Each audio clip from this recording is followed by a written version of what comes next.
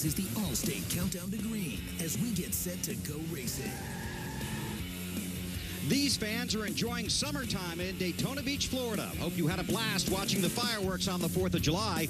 Now there's only one firecracker left, and it's right here on the 2.5-mile Daytona International Speedway. The stars of the Nextel Cup Series know how prestigious it is to win at Daytona. Tonight they have another shot to join the greats that have visited Victory Lane here. And that's why for 400 miles, the biggest names in NASCAR will be running wide open. Daytona, so much more than just the home of stock car racing. This is where the foundation of NASCAR was built. A track where each year, racing's best begin their season with a single thought: the glory of winning at Daytona. In July, when the sun goes down, the flip of a switch transforms this track into 400 miles of electrifying drama. None of the lights special Daytona. One of the coolest night races that we do. You can see the flames, you see the sparks. Just that element of lights just brings a little bit more excitement. You can't really explain the feeling you get when you see all the flash bulbs go off when you start the race. Once they light the fuse, you watch from the edge of your seat, wondering if the fireworks will come after the race or in it. It is definitely a challenge. Racing in a 43 car pack at 200 miles an hour. Sparks flying, cars 3 wide, door to door. To see the cars in the draft that tight together. There's nothing more exciting than that. It's just a wild race. A race where the stars of NASCAR take aim at racing's ultimate name. Winning at Daytona is something that every driver dreams about. Greg Biffle wins the Pepsi 400. There's no better track to win on than Daytona. Jeff Gordon's going to win the Pepsi 400. The hope to have their name and fame forever etched into the Daytona sand. For the second straight year, Tony Stewart going to victory lane in the Pepsi 400. Tonight, a 400-mile sprint with heart-stopping racing at heart-pounding speed. Daytona is the biggest race of the year. Everybody looks forward to the Pepsi 400. I love it. One of my favorite races all year. This is the 2007 Pepsi 400 on TNT. Get your motor running. Head out on the highway. Born to be wild. Born to be wild. TNT Sports presents NASCAR. Tonight it's the Pepsi 400 at Daytona. Winner at Daytona. It is more than a title. It's a proud label that any driver would be honored to have. This week, 22 of the 24 living Daytona 500 winners were here, and a few of them have won this race as well.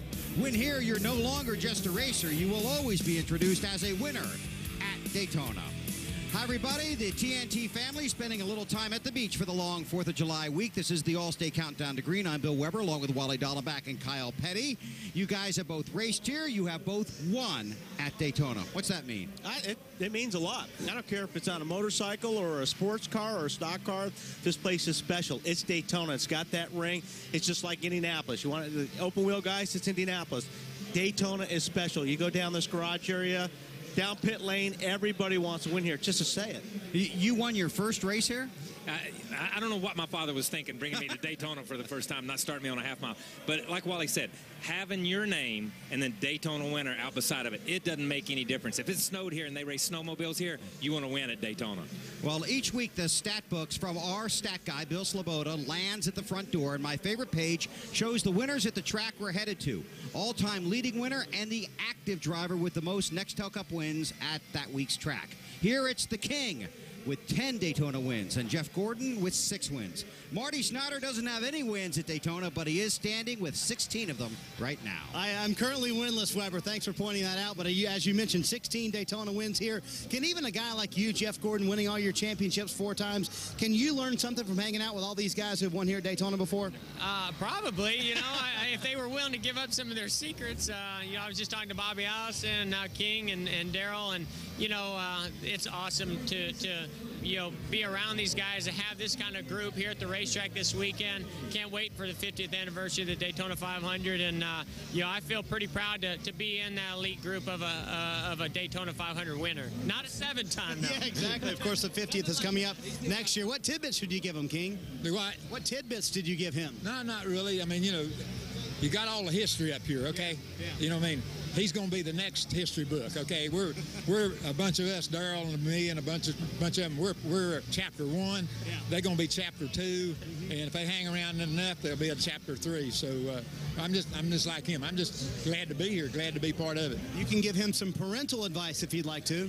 Well, he's got to get a couple, 3 more before I can do that. He's just getting started. It's like we had Kyle. One like Kyle. Yeah, you need one. We had Kyle. We didn't know what to do, and still don't know what to do. Yeah, exactly. You haven't figured that one out yet, have you? I haven't figured out. It's been 47 years. You know? I know, exactly. Let's talk about you, about this race tonight. You start first. What do you expect from this race tonight? Because practice was way back on Thursday, you know? Well, it's just going to be hot and slick, and, handling's going to be a big issue.